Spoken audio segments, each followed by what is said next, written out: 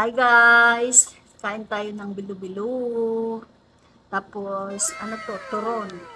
Ayan.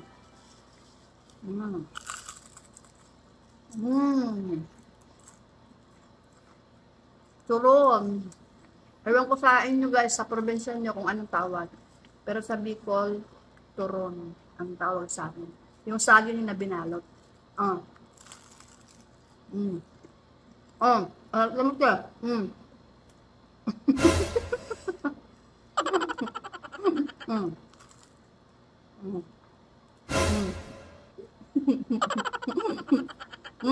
Yan. Ayan, bilo-bilo guys. Mm. Kain tayo. Parang lahat yata ito kamuti. Nawala yung bilo-bilo guys. Sarap. Ito ang nakakamiss dito sa Pilipinas guys.